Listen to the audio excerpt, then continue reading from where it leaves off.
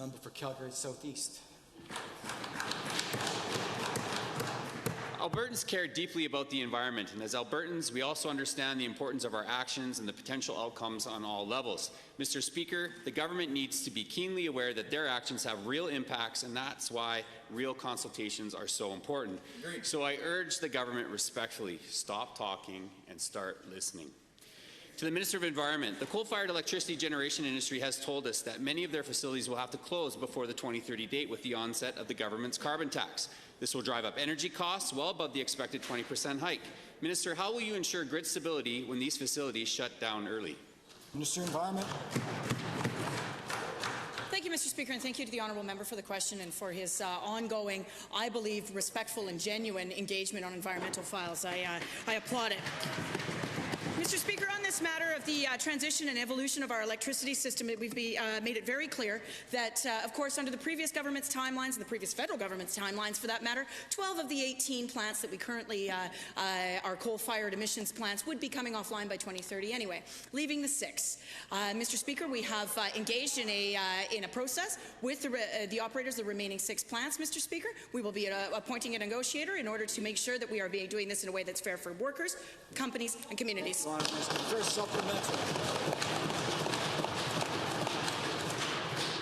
Given that Alberta does have an abundant supply of wind and solar possibilities, and given that it's very clear that these sources will play an integral role in ensuring reliability, maximizing efficiency, and accommodating long-term growth, and given that new transmission lines will have to be built through southern Alberta to distribute the power from the source to where it's needed, to the same minister, how many transmission lines will have to be built, and how much land will have to be ceded to the government, and can you tell rural landowners what the consultation process will look like? Yeah, good question. Honourable Minister of Environment.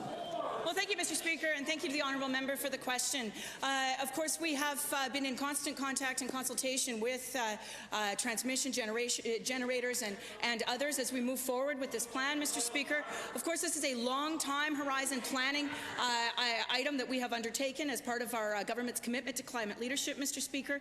And of course, we have heard already from transmission companies and others that have said that this is a golden opportunity for Alberta. We have some of the finest wind and solar and other resources in North America, Mr. Speaker, and we know from the systems operator that this will be done in a careful, cautious and thoughtful manner. Calgary East. Calgary East.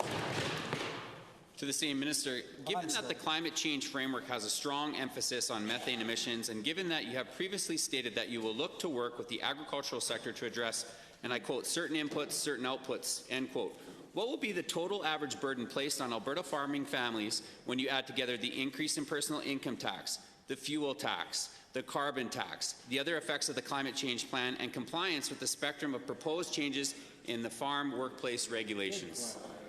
Honourable Minister. Well, thank you, Mr. Speaker. Thank you to the honourable member for the question. Of course, our methane policies have to do with the oil and gas sector, Mr. Speaker, and those were a very robust consultation process between industry, government, and environment groups, and we're very proud of that, those recommendations that we accepted, Mr. Speaker. Now, on this matter of agriculture, we did undertake a number of technical engagement sessions with the agricultural industries. We will work with them on frameworks in order to ensure that we can give opportunities for small-scale renewables, for geothermal, for other microgeneration possibilities, Mr. Speaker, so that all Albertans can enjoy the benefits of a green economy, Mr. Speaker.